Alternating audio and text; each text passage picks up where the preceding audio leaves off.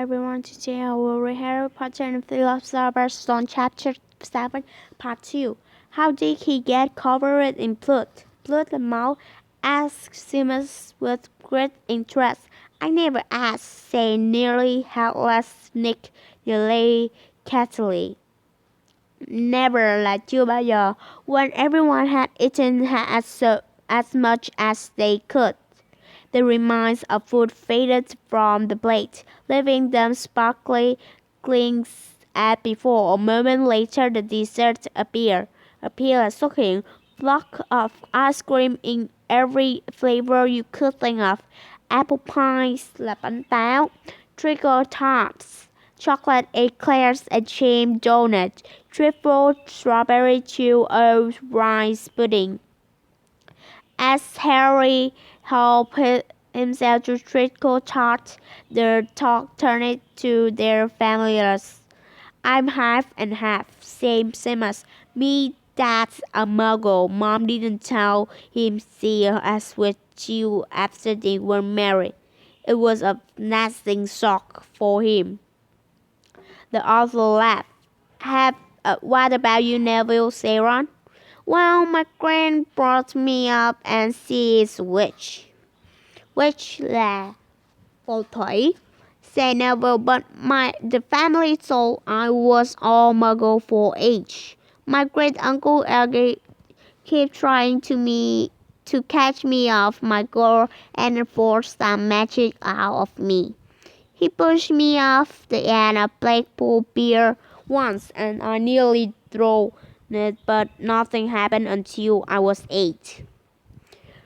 Great Uncle Edgy came round for dinner and he was hunching me out of upstairs window by the ankles when my great aunt Enid offered him miracle and he accidentally let go.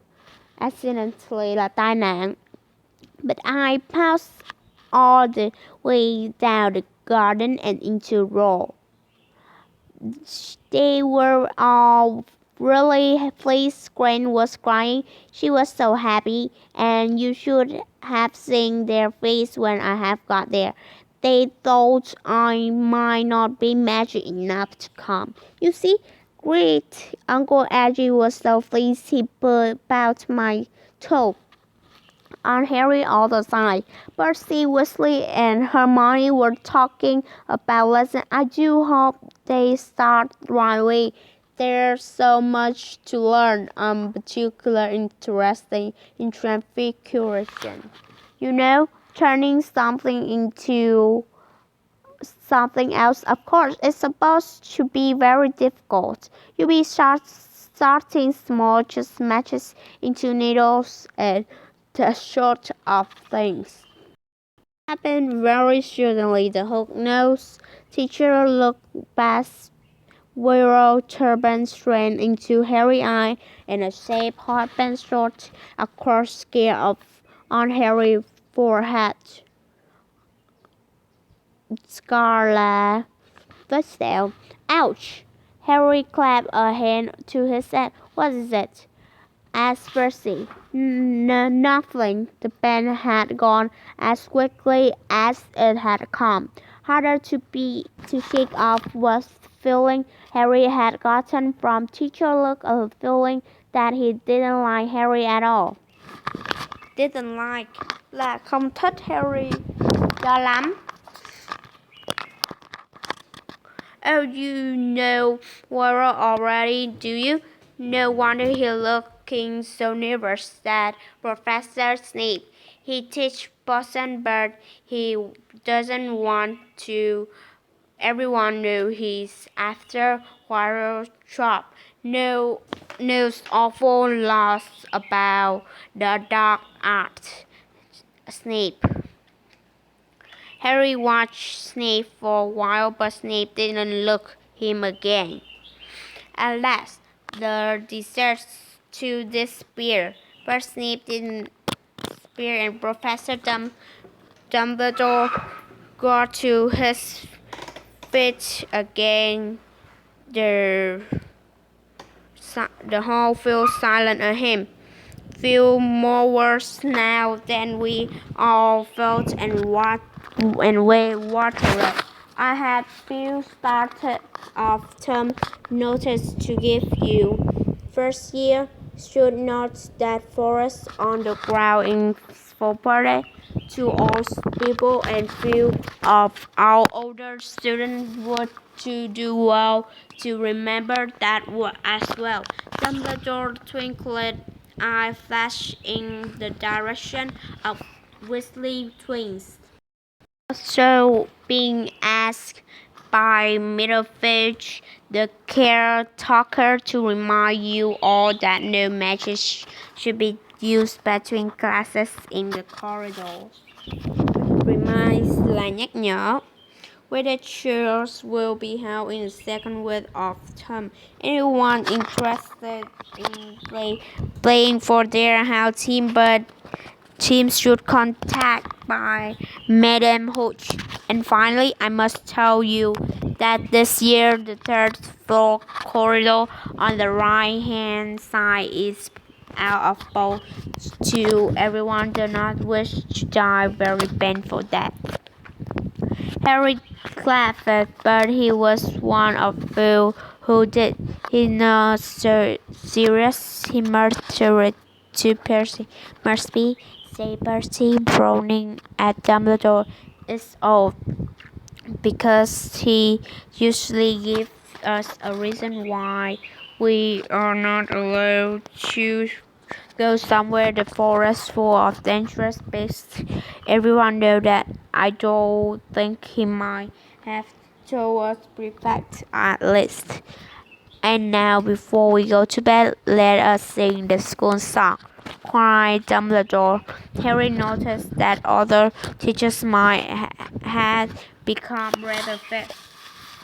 Dumbledore gave his wand a little flick as if he was trying to get fly off the bench, and a long golden ribbon flew out of it. Ribbon a ribbon with rose high above their twist. Their table and twist itself snake-like into words. Everyone bet their favorite tune, said Dumbledore, and off we go. And the school below, Hogwarts, who gave waiting. Hogwarts, teach us something, please. Whether be old and bad, or you with escaping knees. Our has good do with filling wisdom, interest stuff. Not for now. They are pure and full of air, dead flies, and bed of fluff. So teach us things worth knowing. Bring back what we forgot. Just do your best. We'll do the rest. I will learn until our brain are rot. Everybody finished the song at different times. At last, only Weasley twins were left singing along to Harry's funeral march. Dumbledore conducted their last few lines with his wand. When they had finished, he was one of two who clapped loudest. All music, he said, whipping his eye.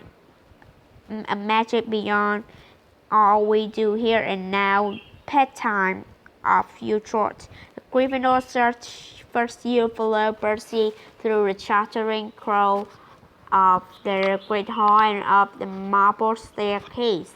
Harry's legs were lying lit again, but only because he was so tired and full of food. He was too sleepy even to be surprised that people in the portrait along the corridor whispered and pointed as they passed. All that time Percy led them through doorways hidden behind sliding panel and hanging tapestry. They climbed more staircase, yawning and dragged their feet, and Harry was just wondering how much farther they had to go when they came to Student Hall. A bundle of walking sticks was floating in mud ahead of them, and as Percy took a step toward it, They started throwing themselves. Bees, Percy whispered to first year. A Portuguese, he raised his voice yourself. A loud, rude sound. Do you want to go to bloody parent?